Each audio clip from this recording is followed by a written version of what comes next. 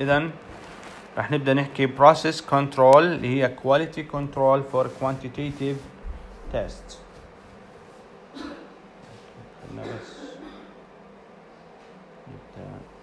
اوكي.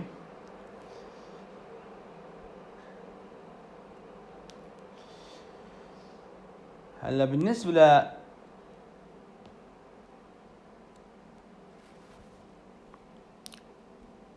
للquantitative test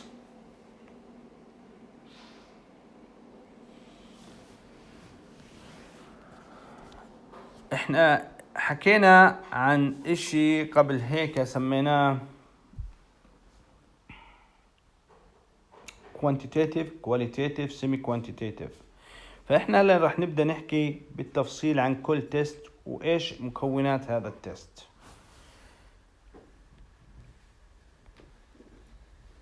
عادة لquantitative test بتضمن measures of a quantity in particular substances in the samples. احنا بنشوف في عندي السامبل العينة.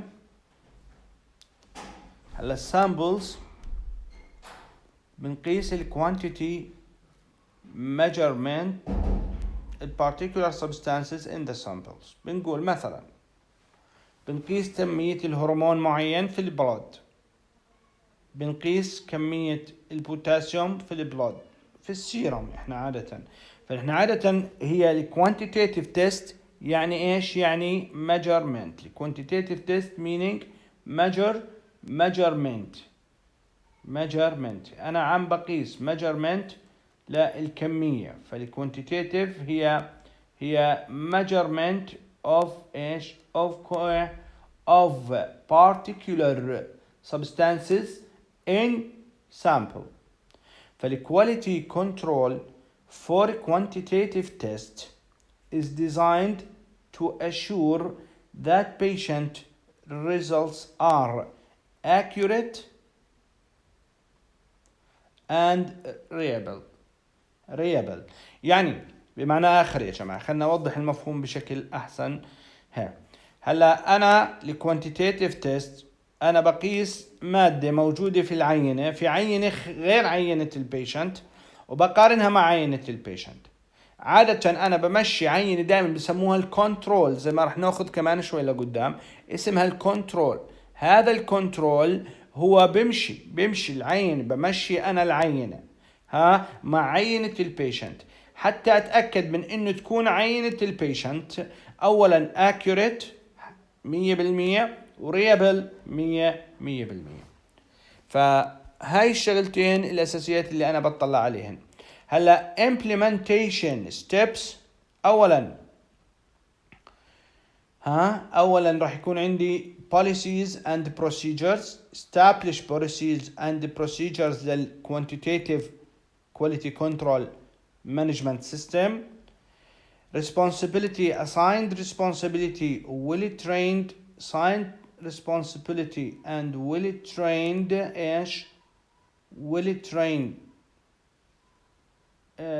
staff.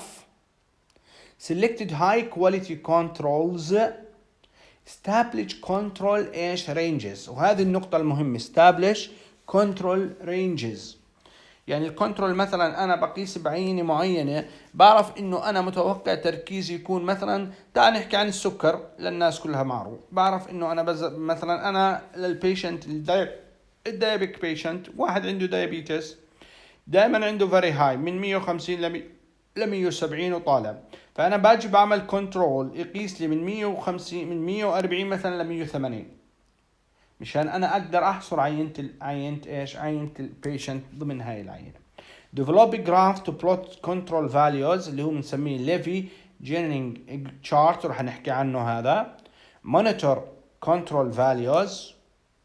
develop procedures for corrective action إذا في عندي مشكلة بأي إذا ظهر عندي أي مشكلة بأي stages من الستيجز اللي أنا عم بعمل فيه التست.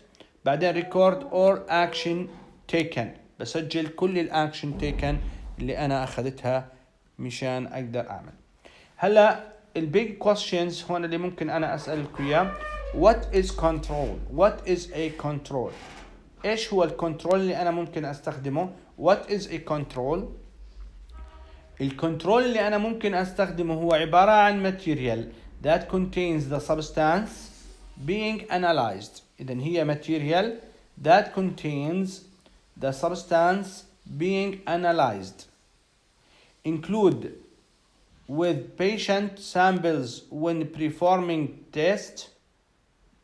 إذن الكنترول هو عبارة عن materials that contains substance being analyzed. يعني بدي مثلا أنا أحلل sugar، إذن الكنترول هو عبارة عن مادة مذاب فيها سكر بتركيز معينة. include with patient samples when performing a test. يعني أنا مثلا لما أنا أعمل patient samples بنزل معها الكنترول مشان أقدر أعمل comparison quantitative comparison between عينة البيشنت والعينة اللي أنا معي اللي هي الكنترول اللي أنا بدي أستخدمه. using to validate reliability of test system. أنا تستخدم هذه مشان إيش؟ مشان أنا أقدر أقيس إيش reliability of the test system. run after calibrating the instrument و periodically running during test. عادة أنا لازم أعمل calibrating، راح أفرجيكم الآن شو معنى calibration. run after هذه الكنترول I run it after calibrating the instrument. أنا عملت calibration للجهاز، بعمل running لإيش؟ للكنترول، لأنه I know the concentration of these samples. running the control وبالتالي after running the control I can check my instrument, is it okay or not, is it calibrated or not calibrated. وبالتالي it is important to do the validation test for the system. After that I run it periodically during the testing. يعني every week, every مثلا month, مثلا every Monday, every Saturday I run it حتى ايش اعمل controlling على my system. اذا هلا ظهر عندي شغلتين اساسيات هون لازم انتبه لهن، اللي هن الكاليبريتورز and controls. What's the difference between calibrators and controls? هذه is important to discuss. هلا الكاليبريتورز هو substances with specific concentration. باجي مثلا انا بعمل كاليبريتور للبي اتش ميتر. بي اتش ميتر كلكم بتعرفوه كلكم شفتوه. بي اتش ميتر انا اذا بدي اعمل له كاليبريشن بجيب اول اشي solution في acidic high acidic 4 مثلا مع solution في high basic or alkaline بجيب 9، بقيسها على 4 وبعمل adjacent ل4، بعدين بقيسها على 9 وبعمل adjacent ل9، بعدين باجي على 7 اللي هي الكنترول او النيوترال وبقيسها عليها، فبعمل كاليبريشن للجهاز. هلا substance with subspecific concentration calibrator are used to set or calibrate the measuring point on scale. إذن أنا الكاليبريتور لإيش أنا بستخدمه؟ لإيش؟ للسيستم، للجهاز، للإنسترومنت. إذن أنا I use the calibrate to إيش؟ To calibrate the instrument. while الcontrols اللي هو a substance similar to patient sample. الcontrols هو substance similar to patient samples that has an established concentration. فالcontrols are used to ensure the procedure is working properly. ماشي؟ إذا الcalibrator used to measure إيش the measuring points on scale, while control is using to ensure that procedure مش الجهاز the procedure is working properly. إذن هذا الديفرنس بين الكنترول وبين الكاليبريتور، هذا الديفرنس بين الكنترولز وبين الكاليبريتورز. الكاليبريتورز نستخدمه to calibrate the instruments لأنه في عندي substance معروفة specific concentration، while controls used to إيش to check to ensure procedure is working ها وبالتالي أنا بستخدمه. فهو substance similar to patients samples that has an established concentration. إذا هذا الفرق بيناتهم، هذا الفرق بيناتهم، ولازم نعرف الفرق بيناتهم. هلا characteristics of control materials. شو الكنترول ماتيريالز المفروض تكون تحوي هاي العينة؟ أولا appropriate for diagnostic samples. values cover medical decision point. زي ما حكيت أنا هاي نقطة مهمة. لما أنا بدي أقيس الدايابيتك ما بروح على value للكنترول يكون very low ولا very high. لازم يحاكي إيش؟ لازم يحاكي البيشنت. similar to test sample اللي هي الماتريكس. similar to test samples. إذا بشتغل على سيرم لازم تكون سيرم. إذا بشتغل على البيومين على بلود لازم تكون بلود. إذا بشتغل على يورين لازم تكون يورين. إذا بشتغل على أي مادة لازم تكون تحاكيها نفسها تقريبا. available in a large quantity. وبالتالي أنا ممكن أقسمه ideal enough for 1 year. قسمه إلى 1 year بالliquid هي small liquids storage small liquids. كل month مثلا أنا بطلع 1 control أو بكل week يعني حسب الشغل عليه وشو هو ممكن نستخدمه. التايبس of control materials.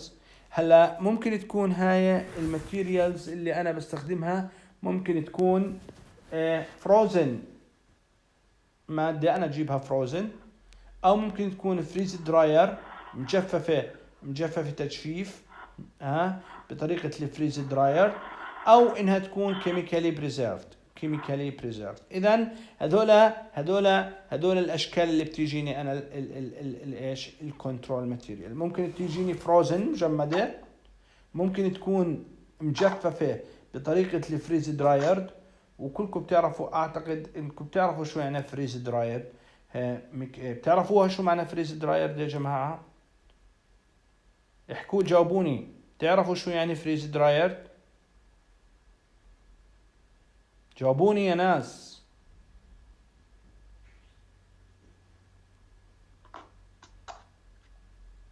ايش فريز دراير؟ واحد منكم يحكي.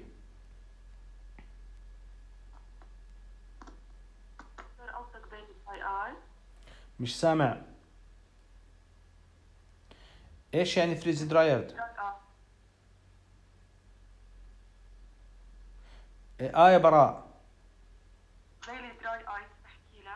زي الدرايد لا الفريز لا ما سمعت. مش زي الدرايد ايس، لا زي الحليب المجفف. مش هذا فريز درايد؟ مثل البنسلين، مثل الدواء اللي بيكون بالعلب الامبولة هاي الانتيبيوتكس، هذا فريز درايد. هذا الفريز درايد اللي هن المادة المجففة. كيف يا ابراهيم بتتم عملية تجفيف هاي المادة؟ فريز درايد كيف بتتم؟ اذا فيها فريزنج. ايش يا ابراهيم كيف ممكن نعملها هاي المادة؟ عمره مر عليك هذا الاشي؟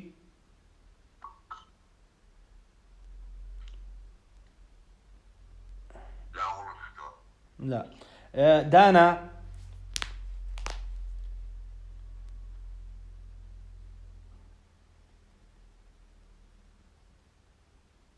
دانا ما عمرهاش مر عليها. ريم دكتور ممكن عن طريق درجات حرارة كيف منخفضة. اوكي كيف يعني؟ اوكي كيف ممكن اعملها؟ يعني جزء منها اللي هي درجات حرارة منخفضة جدا توصل الى ناقص 70. كيف بتصير يا جماعة؟ بتصير انه هي فريز دراير يعني ايش؟ انا بعمل كالتالي، بعمل الطريقة بتنعمل بسهولة جدا. العينة اول اشي بتكون في فريز مجمدة، باخذها على الفريز دراير او ما يسمى ليفولايزر. عمركم سمعتوا بالليفولايزيشن؟ الليفولايزر هو عبارة عن جهاز بيشتغل على شفط على ايش؟ زيادة الضغط. بيضغطها ها بحولها من فريزر، من فروزن سامبل الى باودر. وبالتالي بتعرف انتم حالات المادة 3، مظبوط؟ حالات المادة 3: غازية، سائلة، باودر، مظبوط؟ انا بحولها من سائل لباودر بدون ما امر بالحالة الغازية، وبالتالي من مجمدة صلبة الى باودر. هاي معنى فريز دراير. فانا بجففها تجفيف زي ما بجففوا الحليب الباودر هذا اللي بنشوفه احنا. انت بتروح بدك تاخذ امبول الدواء، بتلاقيه بامبول، بعمل له بذوبه انا. لما بدك تاخذ اي انجكشن عم بذوبوه بالنورمال صلاين مشان ايش؟ يعملوا لك اياه انجكت، وبالتالي بكون هو فريز دراير. والعينات الكنترول تجيني از فريز دراير وانا بذوبها داخل السيستم او داخل اللاب، او ممكن تجيني كيميكال بريزيرف مخزنه مثلا chemical preserved by chemicals وبعدين انا بستخدمها. It require very accurate reconstitutions of this step is necessary. انا بعيد ترتيبها، بعيد تكوينها الي حتى تصبح اقدر استخدمها انا باللاب. اذا العينة type of sample بتكون اما فريز درايرد او بتكون فريز درايرد او بتكون ايش كيميكال بريزيرفد او بتكون زي ما حكينا بتكون فروزن. هلا السورس اوف كنترولز ماتيريال، من وين انا بجيب الكنترول ماتيريالز؟ هلا في عندي 3 different sources للماتيريالز. اول شيء ممكن تكون commercial prepared، شركات بتصنعها وبتكون جاهزة، او انا بسويها ان هاوس، انا باللاب بجهز الكنترول ماتيريال باللاب، او obtained from another laboratories usually central or reference lab. مش اي لاب، لازم يكون لاب مركزي central lab او reference لاب مركزي، لاب مرجعي عنده ايش؟ عنده ايزو، عنده accreditation. هلا كيف معنا؟ خلينا نيجي عليها واحدة. commercially prepared، واحدة بتصنع وبشتريها. انا ممكن اشتريها من اي شركة تصنع لي اياها وتودي لي اياها. اشتريها مختومة، يعني مختومة commercially prepared، مختومة من شركة معينة، بايوراد، مختومة مثلا من ثومسونز، مختومة مثلا من الحكمة، مختومة مثلا من اي شركة متخصصة في تصنيع هاي الماتيريالز. او انه انا مثلا اصنعها ان هاوس عندي بالمختبر، اصنعها عندي بوزيتيف، عينات كثير بوزيتيف. هذول العينات البوزيتيف I can use it as control، positive control. او مثلا احنا نروح نجيبها، مثلا احنا بلاب الهاشمية نروح نجيبها من جامعة اليرموك او نجيبها من التكنولوجيا، اللاب عندهم ايش؟ سنترال ريفريز لاب. فهاي معنى هذول الاشياء. طيب هذول الكنترول ماتيريالز اما انهم بكونوا السيد جاهزين، target values predetermined verified and used. فقط انا بستخدمهم، بستخدمهم مباشرة، معروفة الرينج تبعيتها اللي بتشتغل عليها الفاليوز للتارجت تبعيتها، جاهزة انه انا استخدمها. او بتكون مكتوب عليها ان السيد، انت بدك تفحصها مشان تقدر ايش؟ تحدد الفاليوز تبعونها. اذا target value not predetermined full assay required before using. full assay required هاي الاناسيد، هاي الفرق ما بينها وما بين الاسيد.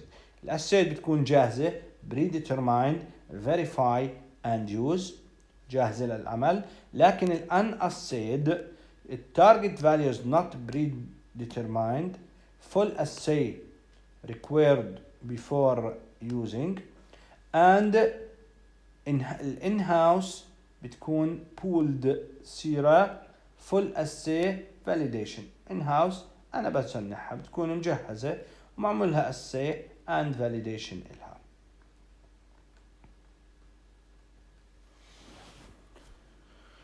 هلا كيف أنا ممكن أختار الكنترول؟ إذن how can I choose the control؟ إذن how can I choose إيش الكنترول؟ إذن أنا ممكن أختار الكنترول. أول شغلة values للكنترول cover الميديكال decision point، هاي اتفقنا عليها بالبداية، هاي كنا متفقين عليها بالبداية إنه الفاليوز مالها إنه الفاليوز تكون cover الميديكال decision points similar to the test sample. Controls are usually available in high, normal and low range. يعني أنا ممكن أستخدم high range, normal range، يعني يغطي لي كل الميديكال decision point، وبالتالي هذا البيشنت في عندي هون النورمال، وفي عندي النورمال، في عندي في عندي الاب نورمال، هاي اب نورمال، لو اب نورمال، في عندي النورمال رينج، وفي عندي الكريتيكال. اذا دائما كريتيكال هاي اند لو رينجز، كريتيكال ابنورمال هاي لو رينجز، والنورمال رينجز. اذا هذول الارياز اللي ممكن، او خلينا نقول الفاليوز اللي ممكن تغطيهم الكنترول. اذا how to prepare control and to store it. اذا عادة انا في تجهيز الكنترول تاعي هذا بتبع ايش المانيفاكتشرنج instructions. دائما المانيفاكتشرز instructions انا بمشي عليها وحده حتى اقدر اصنع واخزن ايش الكنترول. اذا adhere to manufacturer's instruction. keep adequate ايش amount of same lot number مع بعضهم البعض. بعدين stored correctly. والستورينج هذا storage اللي هي لازم اتبع برضو المانيفاكتشررز instructions حتى اقدر اعملها storage صح. ماشي، فكله بيمشي حسب المانيفاكتشر instructions، ما بيجي حسب البركة ميثود. مش انا لحالي والله انا متعود ان انا اخزن هاي الاشياء بهاي الطريقة، لا مش متعود ان اخزنها هيك. في عندي instructions انا لازم امشي عليها، في عندي ايش instructions انا لازم امشي عليها، مش اشي متعود عليه، مش اشي متعود عليه محمد انا بمشي عليه، ولا اللي متعود عليه عليان انا بمشي عليه، ولا اللي متعود عليه سعيد انا بمشي عليه. انا بتبع دائما المانيفاكتشرر انستراكشنز في كل شيء. شو مكتوب لي على العلبة، شو مكتوب على العبوة انا بشتغل عليه، ما باجي بشتغل على راسي. مش والله احنا تعودنا نشتغل هيك، لا، ما في شيء تعودنا نشتغل عليها هيك. هلا قبل ما ابدا انا اعمل implementing للquantitative quality control لازم اتبع كم شغله. اول شغله اللي هي obtain control materials، هاي الكنترول ماتيريالز. ثاني شغله بعمل run each control 20 time over 30 days، وممكن اعملها اكثر. بعمل running 20 time over 30 days قبل ما استخدمها، ماشي، وممكن استخدمها اكثر.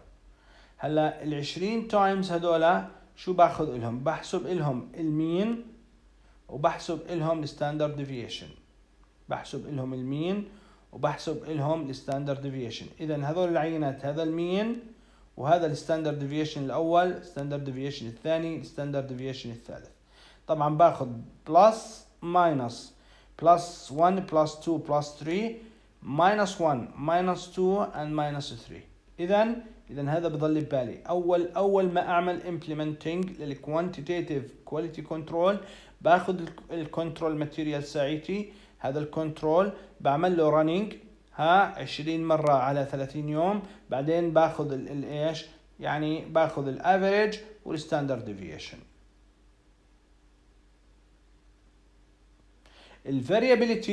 الفاريابيليتي هذه ما بدي اعطيها اليوم، هذه بدي اخليها للمحاضرة الجاية. ماشي الحال. اذا